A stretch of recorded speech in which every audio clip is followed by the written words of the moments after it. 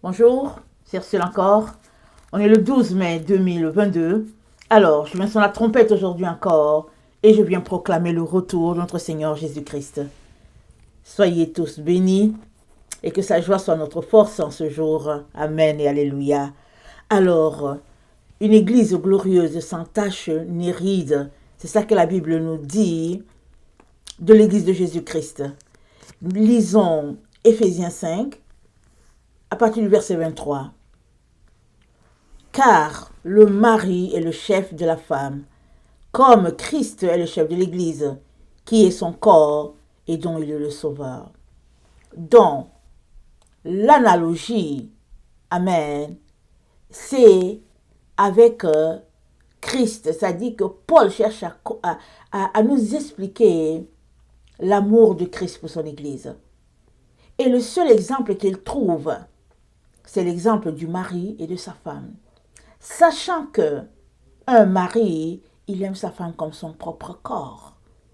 Et qu'un mari, s'il devait mourir pour son épouse, il ne devrait pas fuir. Il devrait se tenir pour mourir pour son épouse. C'est-à-dire défendre les intérêts de son épouse. C'est ça le bon mari, le vrai mari. Amen. Je me rappelle une vidéo que j'ai vue sur YouTube. Il y a un jour, c'est passé, ça a fait vraiment, en tout cas, du tollé, parce que la femme elle était malade, elle avait un cancer, elle était en traitement, elle se reposait à l'étage, le mari était quelque part au rez-de-chaussée, et deux bandits sont venus pour attaquer le mari, pour attaquer la maison. Est-ce qu'ils les connaissaient? Je ne sais pas, ils ont attaqué la maison. Le mari s'est mis à se battre. Il s'est mis à se battre, il s'est mis à se battre. Et les deux voleurs, au lieu de fuir, non, ils sont partis pour appeler un troisième. Je pense qu'ils étaient bien préparés. Ils sont allés, je pense, dans l'auto. En tout cas, ils étaient cagoulés. Et quand ils sont partis, au lieu que le mari ferme sa porte, le mari les a poursuivis. Il les a poursuivis. Le mari est parti à la cuisine prendre un couteau. Et la femme qui était couchée à l'étage, elle est descendue, elle s'est même écroulée au niveau du rez-de-chaussée parce qu'elle ne comprenait pas pourquoi il y avait tant de bruit. Mais le mari n'était pas prêt à fuir pour laisser sa femme à la merci de ces gens-là. Il se battait et quand on regardait quand on regardait la scène, c'était évident que du secours était venu de l'Éternel. Je ne dis pas qu'ils étaient chrétiens, mais du secours était venu. Le gars est un jeune homme bien musclé. Et bon, quand on regardait, c'est un sportif, quoi. Malgré cela, tu ne peux pas te battre contre trois adultes, trois garçons, peut-être du même gabarit que toi, à moins que il y ait un miracle. Mais lui, il s'est battu. Il s'est battu jusqu'au bout pour son épouse. Et à la fin, les trois gens ont fui. C'était chaud. Ils ont fui. Et les chiens les ont poursuivis en plus de cela. Et puis, c'est des scènes que j'aime pas beaucoup parce que moi, je regarde pas les films et tout. Mais j'étais là, je regardais, je me disais bravo. J'ai dit bravo au jeune homme. C'était un gars peut-être dans le début trentaine. J'ai dit vraiment bravo. Parce que quelqu'un d'autre à sa place fuirait. Et c'est quand la femme est venue qu'elle s'est écroulée qu'elle a pu appeler 911. Le mari était occupé à défendre les intérêts de sa maison. Donc, voilà ce que Jésus-Christ nous dit. Voilà ce que Paul nous présente de l'église de Jésus-Christ. Et l'église de Jésus-Christ, je parle de la véritable église, c'est elle l'épouse. Alors, Paul nous dit que Christ est mort. Il a aimé l'église, il est mort pour la sanctifier.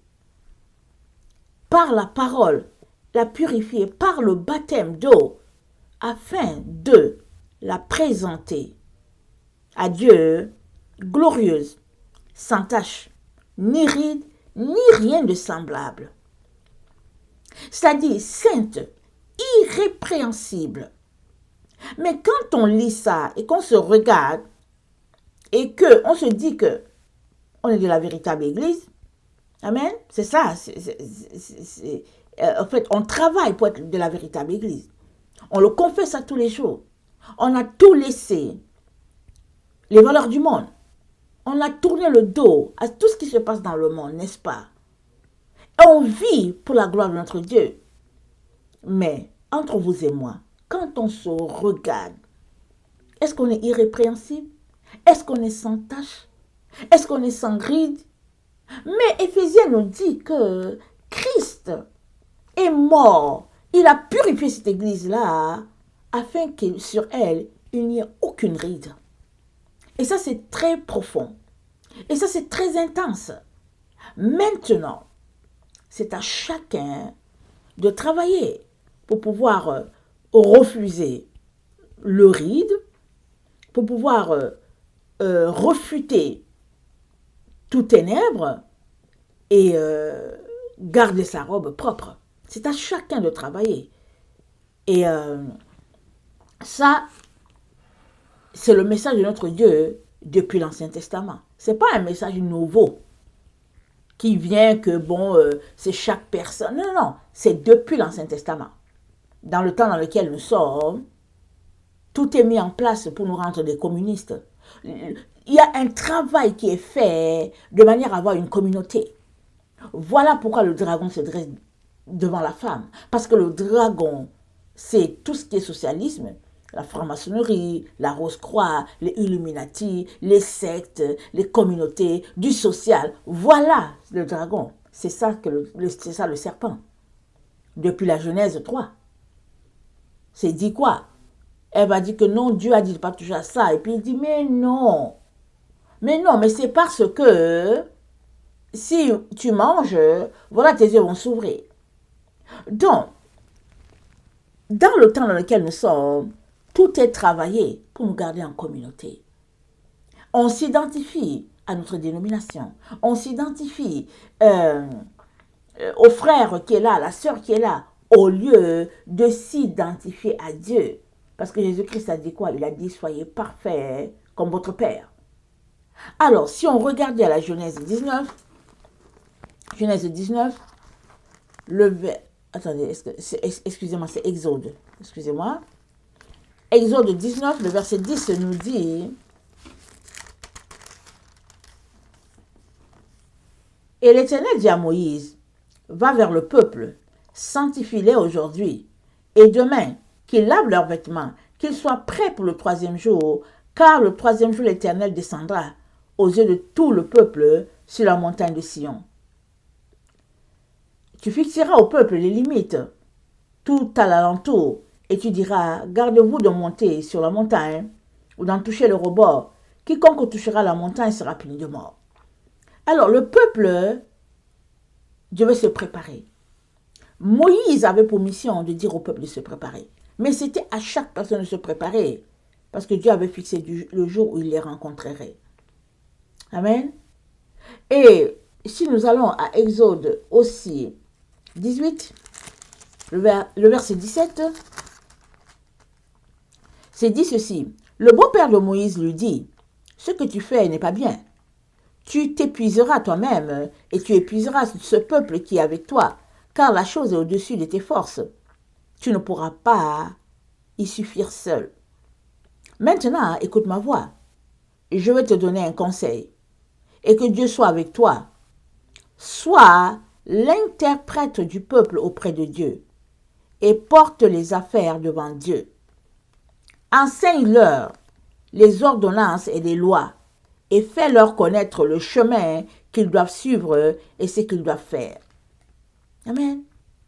Il dit, enseigne-leur les ordonnances et les lois et fais-leur connaître le chemin qu'ils doivent suivre et ce qu'ils doivent faire.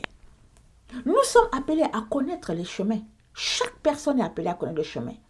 Pourquoi? Parce que chaque personne se présentera devant Dieu. Voilà pourquoi tu dois connaître les ordonnances, tu dois les connaître. Tu dois connaître les lois de Dieu, je dois les connaître. Et connaître, ça veut dire mettre en pratique.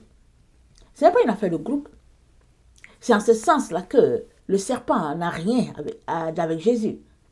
Le dragon, lui, on nous regroupe là, dans des des box là, des boîtes, et puis on dit, bon, voilà, le groupe de ceci, les presbytériens ont fait ceci, les luthériens ont fait cela, les pentecôtistes ont fait comme ci, les baptistes, et puis voilà, et puis bon, les gens de l'Alliance, et puis bon, voilà, et puis on regroupe les gens, tout est mis dans des boîtes. Mais Dieu nous parle de l'individu. L'individu est important, amen, devant Dieu. Alors, nous sommes appelés donc, chacun pour sa part, à travailler sa relation avec Dieu de manière à être pur, irrépréhensible. Ça demande la volonté, ça demande un emploi du temps, ça demande un programme, amen. Ça demande le désir d'aller plus loin, évidemment, dans la vérité. Parce que si on nous a regroupés dans des boîtes, faisant des ensembles par-ci, des ensembles par-là, n'oublions pas que chaque ensemble a ses lois. Et ce n'est pas les lois de l'Éternel. Et pourtant, Dieu nous a donné ses lois, il nous a donné les 10 commandements. Et nous connaissons les 22 sentiers, on en parle beaucoup ces derniers temps. Et d'ailleurs, ça fait un bout que je ne suis pas revenue sur mon alphabet, qui est prêt, mais voilà, ça donne tout simplement que je ne suis pas encore revenue. On est rendu à la 11e lettre. Les sentiers, amen, des lettres alphabétiques hébraïques nous parlent de Dieu. Chaque lettre est un sentier qui mène à la lumière. Parce que notre Dieu, c'est lui la source de notre lumière. La lumière, elle ne vient pas des communautés. Parce que l'homme n'a pas de lumière à te donner. La personne qui te donne la lumière, c'est Dieu. Alors, si tu étudies ses lois, si tu étudies ses ordonnances, tu seras imprégné de sa lumière. Mais si, pour une raison X, Y, tu trouves que les lois établies par les hommes, c'est ça qui te sied, ben, tu te convaincras que tu es dans la lumière, hein, alors qu'en réalité, tu avances profondément dans tes ténèbres à toi. Tu t'enfonces dans une forêt vraiment noire. La seule manière pour toi de sortir des ténèbres dans lesquelles tu es, c'est d'accepter la loi de l'Éternel, c'est d'accepter ses ordonnances et de marcher sur le sentier qu'il a tracé. C'est la seule manière. La Bible nous dit que, lisons, je pense, attendez, Colossiens 1, c'est Colossiens 1. Colossiens 1, le verset 9 à 11 nous dit ceci. Ça nous dit, c'est pour cela que nous aussi, depuis le jour où nous avons été informés, nous ne cessons de prier Dieu pour vous et de demander que vous soyez remplis de la connaissance de la volonté en toute sagesse et intelligence spirituelle. Paul nous dit que nous avons besoin d'être remplis de la connaissance de la volonté de Dieu en toute sagesse et intelligence spirituelle. Nous avons besoin. Chaque personne a besoin d'être remplie de la connaissance et la volonté en toute sagesse, en toute intelligence. C'est pour chaque personne. Il dit, afin de marcher d'une manière digne du Seigneur et de lui être entièrement agréable, portant des fruits, et puis portant des fruits en toutes sortes de bonnes œuvres et croissant par la connaissance de Dieu. Pour porter des fruits, il faut que tu sois sur le chemin qui produit des fruits. C'est en ce sens-là que, au fait, tu produiras. Mais si l'arbre est sec, il ne peut pas produire les fruits. Jésus dit quoi? On reconnaîtra l'arbre à son fruit, c'est ça qu'il a dit. Il a dit que quand un arbre produit des fruits, il les monde, c'est-à-dire il lui fait passer par des épreuves pour qu'il produise encore. Alors, toi et moi sommes appelés à être remplis de la connaissance de la volonté de Dieu en toute sagesse et intelligence spirituelle. Toi et moi sommes appelés à connaître notre séphiro. le chokma et notre séphiro le bina. Alors le chokma, ou bien le hokma selon les personnes qui le présentent, parce que regardez nos séphiros, on a 10 séphiros, on a la couronne qui est là où il y a Dieu, et après la couronne tout de suite, on a la sagesse. La Bible dit quoi? La crainte de l'Éternel, c'est le commencement de la sagesse. Alors regarde tes séphiros, regarde ton chemin, ton arbre, voilà, ton arbre, ton étage, tes escaliers, voilà. Alors, on a la couronne, et puis, de la couronne, nous recevons la sagesse. Jacques nous dit que la sagesse, elle n'est pas terrestre, elle est divine. Alors, la sagesse, elle est de Dieu. Et puis Jacques nous dit, si tu manques de sagesse, demande à Dieu et il va te donner sans restriction. Alors, commençons par demander la sagesse à Dieu. Et il nous donne le hokma, qui est cette sagesse divine-là. Mais maintenant, pour la mettre en pratique, toi et moi avons besoin d'intelligence. Et ça, c'est le bina. Donc, le bina, c'est la manière d'appliquer la sagesse, le hokma, sur la terre. Et Paul nous dit ici que il a prié pour que nous soyons remplis de la connaissance de la volonté de Dieu en toute sagesse, hokma, et intelligence, bina. Ça, si tu ne connais pas ces deux lettres-là, pour toi, sagesse et intelligence seront juste un mot, ben voilà, une association de lettres, et puis ça va te donner deux mots. Mais si tu sais ce que ça veut dire, le hokma, et puis le bina, tu vas comprendre que tu as besoin de faire des choses pour acquérir la sagesse divine, qui est le hokma, et puis tu as besoin de laisser des choses pour acquérir le bina. La Bible nous dit que la crainte de l'Éternel, c'est le commencement de la sagesse. Alors, la personne qui commence à avoir la sagesse divine, le hokma, c'est la personne qui a commencé à craindre Dieu. C'est la personne qui est rentrée en elle-même, qui a dit, il faut que je bâtisse ma relation avec Dieu. Alors, il dit cette crainte-là, ce début-là, ça, c'est la sagesse. Alors, tout un chacun, nous avons besoin de commencer à craindre Dieu à quelque part. Même si nous sommes la génération la plus perverse de la terre, nous avons besoin de craindre Dieu. Si tu ne crains pas Dieu, qu'il parle, qu'il ne parle pas, tu vas le regarder, comme les enfants de cette génération. Tu leur parles, ils sont sur leur tablette. Tu leur parles, ils sont sur le cellulaire. Tu parles 4-5 fois, ils te regardent et puis ils te disent, quoi, tu as dit quoi? On a besoin, amen, d'élever le niveau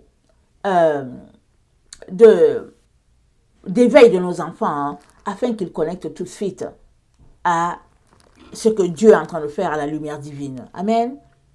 Alors, Paul dit qu'on doit être rempli de cette connaissance-là et il dit afin de marcher d'une manière digne du Seigneur et de lui être agréable. C'est la seule manière pour toi et moi. Sinon, on ne sera pas agréable à Dieu.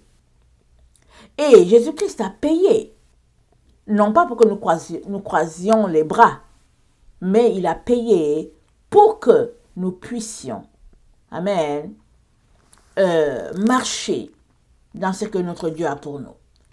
Et dans,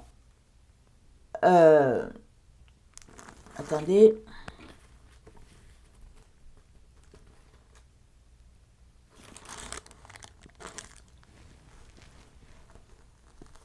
dans 2 Corinthiens 4, le verset 1,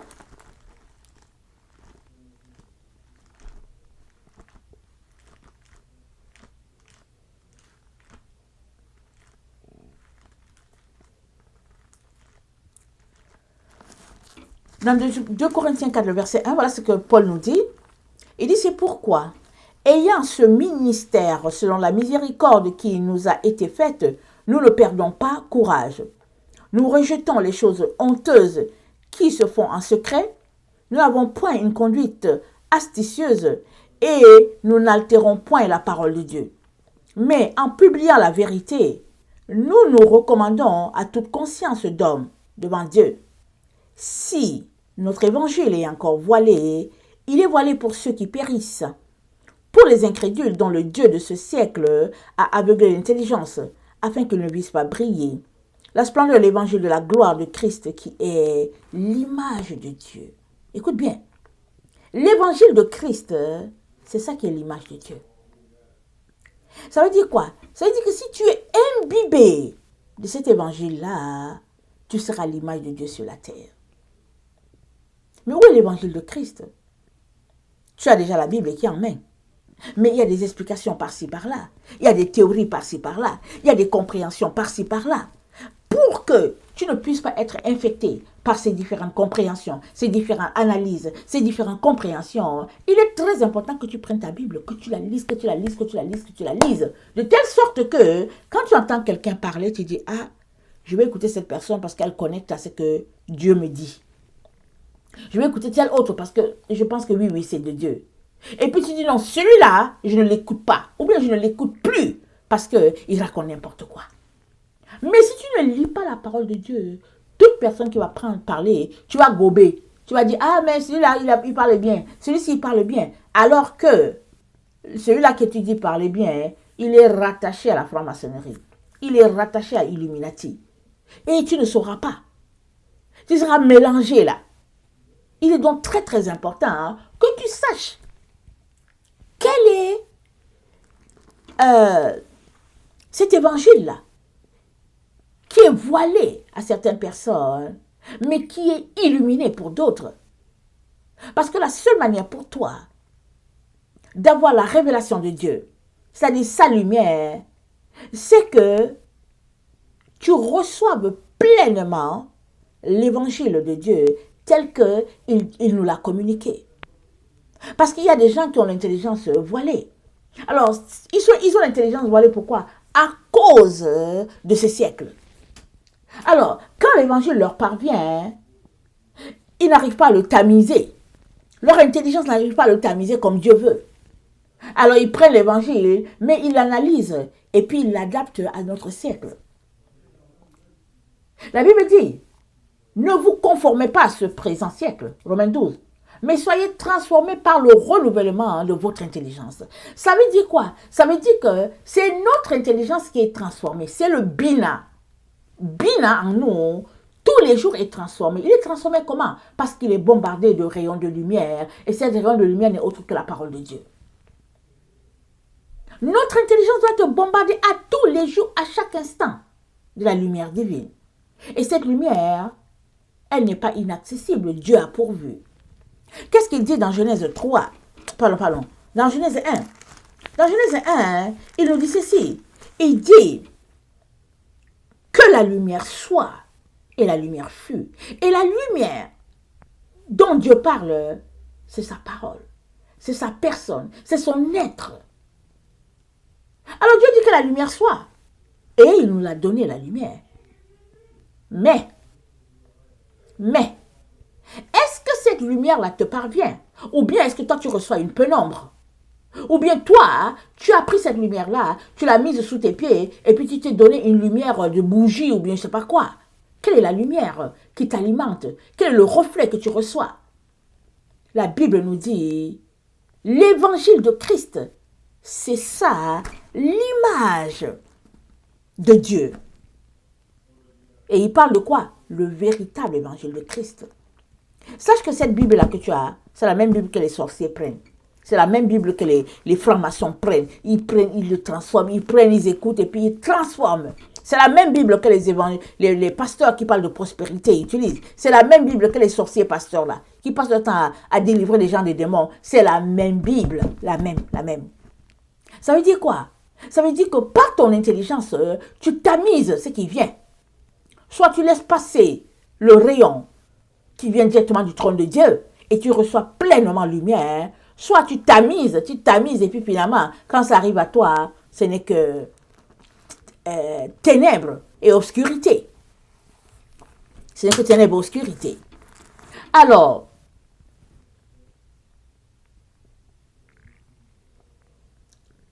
l'évangile de Jésus-Christ, c'est l'évangile de la gloire. Et c'est quoi la gloire? C'est notre Seigneur Jésus. C'est sa lumière. Alors, qu'est-ce que Dieu est en train de nous dire? Il est en train de nous dire que chaque cellule de ton être doit être doit être traversée de la lumière divine. Et cette lumière-là, elle te parvient par ton intelligence à toi. La façon dont tu tamises ton intelligence. Alors, Paul nous dit, excusez-moi, j'étais dans Colossiens 1, je vais retourner là, je vais montrer quelque chose là ici. Attendez.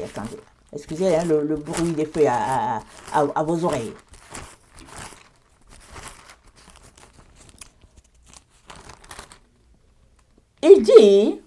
Paul dit, dans Colossiens 1, attendez, le verset 14, attendez, je vais lire plus haut, verset 12, rendez grâce à Dieu, qui vous a rendu capable d'avoir part à l'héritage des saints dans la lumière. Quoi? L'héritage des saints ou dans la lumière. C'est dans la lumière, ok? Pas dans les ténèbres. Qui nous a délivrés de la puissance des ténèbres, alléluia, et qui nous a transposés, qui nous a transportés dans le royaume du Fils de son amour, alléluia. Là où tu es là, tu es transporté déjà dans le royaume de son Fils. Pourtant, tu es sur la terre, mais tu es transporté. Comment? Par la lumière. Et quelle est l'intensité de ta lumière? Quelle est la lumière que toi tu reçois? C'est quoi l'intensité de ta lumière? Celle-là qui est tamisée par le pentecôtisme? Celle-là qui est tamisée par les baptistes? Celle-là qui est tamisée par les gens de l'Alliance? Mais c'est quoi ta lumière? Parce que si tu reçois directement ta lumière du trône, alléluia, il n'y a pas moyen que tu ne saisisses pas. Que l'évangile là que tu as en main, en tout cas, c'est l'image de Dieu. Dieu est là. Dieu est là. Ça dit que tu décortiques et puis tu vois Dieu. Vraiment, tout est ouvert devant toi. À moins que tu sois allé tamiser ton intelligence pour dire que, ouais, bon, dans le fond, moi je connais une personne, chaque fois qu'elle lit 1 Corinthiens 13, qui dit, l'amour est patient, l'amour est plein de bonté. Chaque fois qu'elle lit ça, cette personne dit toujours, oh non, mais ça c'est pas vrai. Oh non, mais ça c'est quand même une façon d'exagérer, parce qu'il n'y a personne qui peut observer ça. Mais dites-moi, entre vous et moi, mais comment cette personne-là va progresser en amour? Elle ne peut pas progresser. Et comment va-t-elle progresser en Jésus? Elle ne peut pas progresser parce que elle est sélective par rapport à ce que Dieu dit. Elle prend des parties qui l'arrangent et l'autre partie, elle dit non, ça c'est pas de Dieu. Non, ça ne peut pas venir de Dieu. Elle va pas. C'est fini. Elle a déjà arrêté là. Elle a déjà arrêté son parcours. Même si elle se convainc dimanche après dimanche qu'elle va à l'église, elle a arrêté son parcours. Alors, il nous dit que notre Seigneur Jésus-Christ, il est l'image du Dieu invisible, le premier-né de toute la création. Parce qu'en lui a été créé toute chose, sur terre, visible et invisible, trône, dignité, domination, autorité. Tout a été créé par lui, alléluia, et pour lui. Praise the Lord. Il est avant toute chose et toute chose subsiste en lui. Il est la tête du corps de l'Église. Il est le commencement, le premier d'entre les morts, afin d'être en tout le premier. Parce que Dieu a voulu que toute plénitude habite en lui. Toute plénitude est en Jésus. Mais si toi tu veux une autre lumière, ça veut dire que Jésus là, ça ne te satisfait pas. Parce que toute plénitude est en Jésus. Ça veut dire qu'une fois que tu as Jésus, tu n'as plus besoin de quelque chose. Et Paul nous dit que cette lumière-là, amen, elle est accessible pour tout un chacun. Alors, soit tu la reçois, soit tu passes le tamis et tu deviens sélectif et tu es dans ton illusion. Plusieurs enfants de Dieu sont dans leur illusion, ils restent là. Ils sont dans l'illusion, ils aiment ça être dedans. Ils écoutent quelque chose, ils te disent que, ah non, mais ça, c'est pas de Dieu, non. Et puis, ils choisissent ce qu'ils ont entendu de toi, ils choisissent. Mais si cette personne-là dit un qui est vrai, elle dit deux qui est vrai, pourquoi penses-tu qu'elle va dire trois qui est faux? Et que le troisième est faux? Arrêtons d'être sélectifs. Arrêtons de nous leurrer, de nous tromper nous-mêmes. Nous disant que, bon, voilà, au fait, dont on essaie de gérer notre vie. Il ne s'agit pas de ça. Si tu marches par la lumière de Dieu, il va te dire si ce que tu entends c'est sa lumière ou pas. Il va te dire. dans le psaume 18, le verset 27.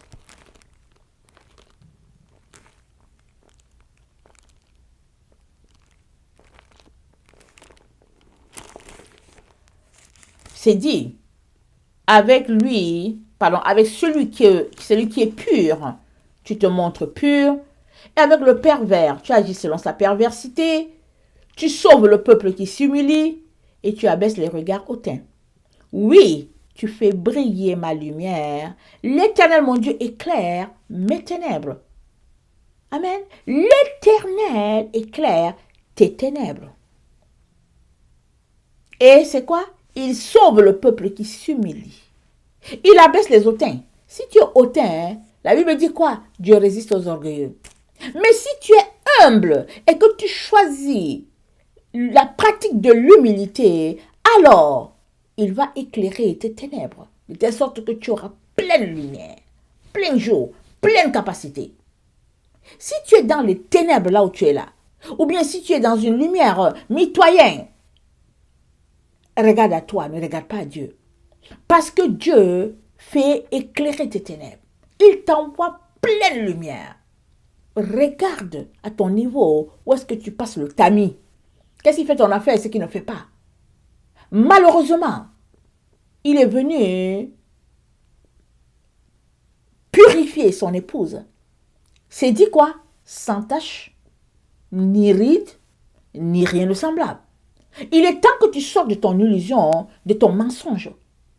Et que si tu veux marcher avec Jésus, tu marches. Si tu ne veux pas aussi marcher avec Jésus, tu le laisses. Il faut que je te dise la vérité. Il n'y a plus le temps à perdre. Tous les gens là qui sont là, en train de faire semblant et tout ça là, vous allez rester. C'est tout. Et il y a des gens, ils ont besoin d'être dans la fournaise. Vous ne serez pas transformés. Pourquoi? Parce que soit tu as toute la lumière, et ça dit toute la vérité, et tu es dans la vérité, soit tu as juste une partie de la vérité, et tu es complètement dans les ténèbres. C'est ça que ça dit. La Bible dit quoi? Jésus-Christ nous le dit. Il dit que l'œil est la lampe. On va regarder. Luc 11, le verset 33. Personne n'allume une lampe pour la mettre dans un lieu caché ou sous le boisseau, mais on la met sur le chandelier afin que ceux qui entrent voient la lumière. Amen. Ceux qui entrent, ils voient la lumière. C'est pour ça qu'une lampe est allumée. Elle n'est pas allumée pour être en dessous là où il y a les pieds. Mais non. Alors Jésus-Christ t'a allumé, il t'a allumé pour que tu éclaires. Mais est-ce que tu es en train d'éclairer? Est-ce que tu reflètes sa lumière? Est-ce que quand on te voit là, on voit Jésus? Réfléchis, réponds pour toi-même. Ou bien c'est juste ton orgueil qu'on voit. C'est juste tes habits qu'on voit. C'est juste ton nom qu'on voit. Mais qu'est-ce qu'on voit sur toi? Jésus, il était humble. On ne savait même pas qu'il était quelqu'un. Les gens parlaient de lui à cause des miracles qu'il faisait, à cause de tout ce qu'il était. C'est pourquoi les gens parlaient de lui, ils étaient jaloux. Mais sinon, s'il fallait voir la personne, il n'y avait rien à dire là-dessus. La Bible dit sans éclat, sans beauté, ni rien de semblable. C'est ça qu'il dit, Ésaïe 53. Il n'avait rien qui frappe le regard. Et pourtant, c'est sur lui que Dieu a porté tout le joug de l'humanité. C'est sur lui que Dieu a déposé le fardeau de nos péchés. Afin que si nous croyons en lui, nous puissions être rachetés. Alors, il dit, le verset 34, Luc 11, ton œil est la lampe de ton corps. Lorsque ton œil est en bon état, tout ton corps est éclairé. Écoute bien, si ton œil est en bon état, tout ton corps est éclairé. Ton œil, c'est quoi? C'est l'endroit où tu regardes. C'est ce qui te permet de voir. Alors, et puis ton œil, c'est quoi? C'est ton âme. Amen. L'âme, c'est le miroir de ton être. C'est ta lampe, ton âme. Alors, pour que ton âme soit complètement éclairée, il faut que tu envoies la lumière dans ta volonté, dans ton intelligence, dans, comment on appelle ça, dans la sagesse, dans tes émotions. Ça dit que tu prends l'âme là, toute la composante de l'âme, chaque élément qui est là, tu dois envoyer la lumière là-dedans. Et la lumière, c'est quoi? C'est ce que Dieu dit de faire. Si par exemple, je vais prendre un exemple ce matin, vous savez, il y a des jours où on se lève comme ça et puis l'ennemi a planifié quelque chose pour nous fâcher. Alors je me lève ce matin et vraiment, bonne, sans problème là, Et il y a eu quelque chose qui s'est passé avec mon enfant qui devait aller à l'école. Et il y avait toujours quelque chose qui se passait. Et puis je ne voulais pas me rendre à l'école parce que l'enfant peut prendre son bus. Mais c'était qu'il fallait que je me rende à l'école. L'enfant s'est organisé pour rater son bus. Alors, quand j'ai vu que l'enfant avait raté le bus, vous comprenez? Alors, j'ai commencé à sentir quelque chose qui montait là. Ça fait très très longtemps que j'ai senti ça. On sent un peu une petite colère là. Au nom puissant de Jésus, j'ai bloqué ça. J'ai dit non, non, non, non, au nom puissant de Jésus, tu retournes d'où tu es venu. C'est non. Pas grave, je vais aller. Ça va me faire un beau trajet avec mon enfant. On va parler, l'intimité, et puis c'est bon. Alors, tout cela pour dire, j'avais le choix de dire, ok, l'enfant va me comprendre. Dans la voiture, j'engueule bien l'enfant, et puis l'enfant va me comprendre, et puis tata, et puis tata, il va me comprendre. J'avais le choix. Ou bien de dire, ok, bon, d'accord, Seigneur, tu l'as voulu ainsi, et puis ben voilà. L'émotion, on doit pouvoir le contrôler. Et il doit pouvoir recevoir toute la lumière de Dieu. Qu'est-ce que Dieu attend de toi? Qu'est-ce qu'il attend de toi? Ou bien tu vois quelqu'un, tu sais bien que la personne est dans le besoin, tu vois très bien que la personne a besoin de quelque chose. Tu fais comme si tu n'as pas vu. Ou bien tu dis, je vais prier Dieu. Ou bien tu appelles quelqu'un pour dire, ah, tu sais quoi, j'ai vu Justin et puis il fait tellement pitié et tout ça, je ne sais pas. Mais qu'est-ce qu'on peut faire pour Justin? L'autre te dit, je peux lui donner une chaussure. L'autre te dit, ah, ok, d'accord. Bon, ok. Mais toi, peut-être que c'est à toi que Dieu a d'amener Justin, comment on appelle ça, chez l'épicier. Peut-être que c'est toi qui dois l'amener pour lui faire l'épicerie. Peut-être que c'est toi qui dois l'amener dans une boutique pour qu'il s'achète des vêtements. Mais non, non, non. Non, tu es trop centré sur toi. Tu es là, tu calcules ton argent. Et tu dis à quelqu'un d'autre parce que tu sais que Justin a besoin d'aide. Mais sache une chose. L'argent là, comme j'ai été éduquée, l'argent, tu ne peux pas le porter, tu ne peux pas le manger, tu ne fais rien avec l'argent. L'argent, il est utile juste quand tu le dépenses pour quelqu'un. C'est à cela que l'argent sert. Ça ne sert à rien d'autre. Il y en a qui vont rentrer à la maison et ils se rendent compte qu'ils ont laissé plus d'argent à la banque. Ils vont arriver là-bas chez Dieu pour dire, oh, si je savais, mais si je savais, n'a pas de queue, ce sera trop tard. Il est temps, dans les temps dans lesquels nous sommes, il est temps de se débarrasser de tout ce qui nous garde captifs et de laisser pleine lumière nous pénétrer. Alors, verset 35, prends donc garde que la lumière qui est en toi ne soit ténèbres. Alléluia, qu'est-ce qui t'éclaire? D'où reçois-tu tes enseignements? Prends garde que la lumière qui est en toi ne soit ténèbres. Si donc tout ton corps est éclairé, n'ayant aucune partie dans les ténèbres, il sera entièrement éclairé. Comme lorsque la lampe t'éclaire de sa lumière. Ça veut dire que tu dois t'organiser pour que chaque cellule de ton être soit pleinement imbibée de lumière. C'est ça que tu dois faire. C'est ça que tu dois faire. Et ça demande quoi? Ça demande une volonté de ta part. Dieu ne va pas le faire. Pour toi, il ne va pas te forcer. Une volonté de ta part. Par contre, si l'orgueil, c'est ce qui dirige ta vie, alors Dieu résiste aux orgueilleux, il fait grâce aux humbles. Le psaume 19, le verset 8, ça dit ceci. Ça dit, la loi de l'Éternel est parfaite, elle restaure l'âme. Le témoin de l'Éternel est véritable, il rend sage l'ignorant. Mais qui est ignorant? C'est la personne qui reconnaît qu'elle est ignorante. Mais si toi tu penses que tu connais, ben voilà, tu vas rester dans ta connaissance et aucune lumière ne viendra vers toi. Et quand elle viendra, tu la botteras en touche parce que tu vas dire ce n'est pas ça, à cause de ton orgueil, l'orgueil qui est en toi. Parce que l'orgueil est un mur entre Dieu et nous. Tant et aussi longtemps que tu ne sors de ton orgueil, tu ne vas pas sortir de ton ignorance. Parce que tu restes convaincu que tu as la vérité alors que dans le fond tu ne l'as pas. Et Dieu, il met sa vérité entre les mains des gens qui sont simples, les gens qui sont humbles, les gens, les rébus de la société. C'est eux qui ont la vérité. Arrête un clochard en cours de route, cause avec lui, tu seras étonné, tu vas même te mettre à pleurer, tu vas dire Seigneur, voilà la personne qui a la vérité ici. Au verset 13, le psaume 19, qui connaît ses égarements? Pardonne-moi ce que j'ignore. Préserve aussi ton serviteur des orgueilleux, qu'il ne domine pas sur moi. Alors, je serai intègre, innocent de grands péchés.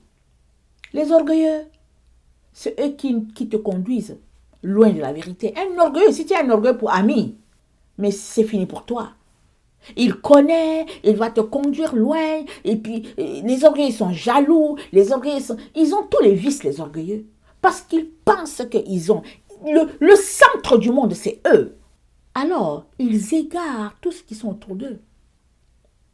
Voilà pourquoi David dit, préserve-moi des orgueilleux qui ne dominent pas sur moi. Que ce soit ta prière à tous les jours, mon frère, ma soeur, que ce soit ta prière.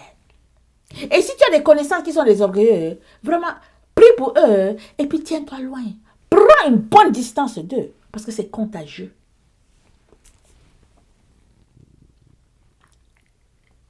Et on vient de lire que si donc tout ton corps est éclairé, n'ayant aucune partie dans les ténèbres, il sera entièrement éclairé. Ça veut dire quoi?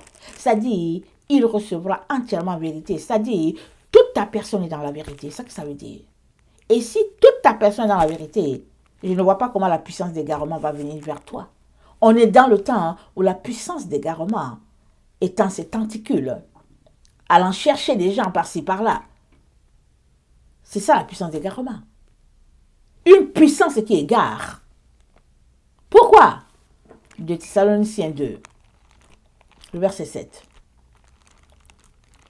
Une puissance qui égare.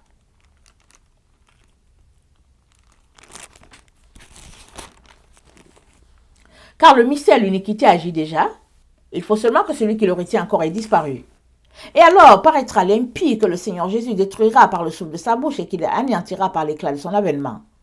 L'apparition de cet impie se fera par la puissance de Satan, avec toutes sortes de miracles, de signes et de prodiges mensongers, et avec toutes les séductions de l'iniquité pour ceux qui périssent, parce qu'ils n'ont pas reçu l'amour de la vérité pour être sauvés. Aussi, Dieu leur envoie une puissance d'égarement pour qu'ils croient aux mensonges, afin que tous ceux qui n'ont pas cru à la vérité, mais qui ont pris plaisir à l'injustice, soient condamnés. Amen. Soient condamnés. Alors aussi, Dieu leur envoie une puissance d'égarement pour qu'ils croient aux mensonges. La puissance d'égarement, hein, c'est un mensonge. Et c'est quoi le mensonge? Le mensonge, c'est une personne.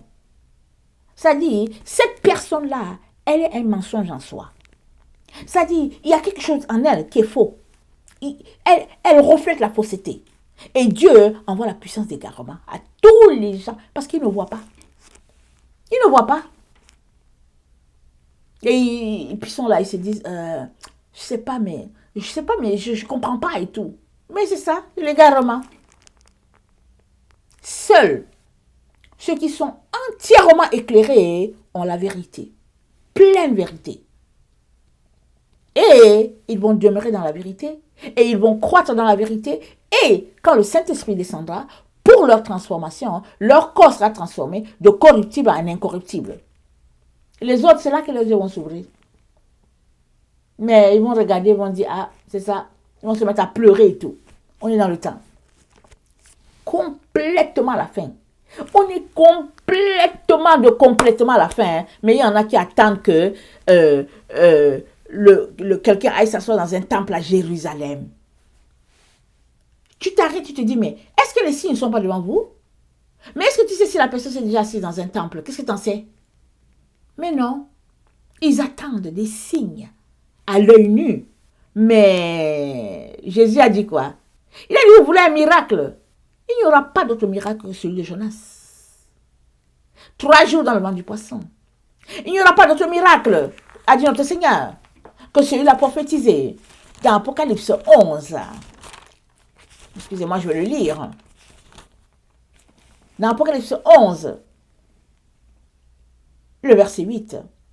Quand ils auront achevé leur témoignage, la bête qui monte de l'abîme leur fera la guerre, les vaincra et les tuera. Et leur cadavre sera sur la place de la grande ville, qui est appelée dans un sens spirituel Sodome et Égypte, là même où leur Seigneur a été crucifié. Des hommes d'entre les peuples, les tribus, les langues et les nations verront leur cadavre pendant 3 jours et demi et ils ne permettront pas que leur cadavre soit mis dans un sépulcre. Et à cause d'eux, les habitants de la terre se réjouiront et seront dans l'allégresse. Ils s'enverront des présents les uns les autres, parce que ces 2 prophètes ont tourmenté les habitants de la terre. Après les 3 jours et demi, un esprit de vie venant de Dieu entra en eux. Ils se tinrent sur leurs pieds, et une grande crainte s'empara d'eux qui les voyaient. Amen. Il n'y aura pas d'autre miracle que celui-là. Tu veux un miracle, tu vas attendre jusque-là. Prie que tu arrives là.